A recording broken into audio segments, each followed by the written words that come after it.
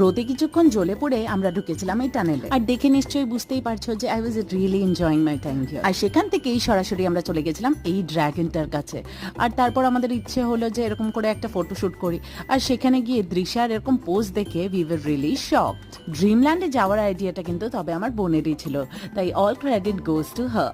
আর এই লেকটায় কিন্তু বেশ অনেক কটা মাছও ছিল, ওদেরকে বিস্কিট দাওয়াতে সব এক জায়গায় চলে এসেছিল।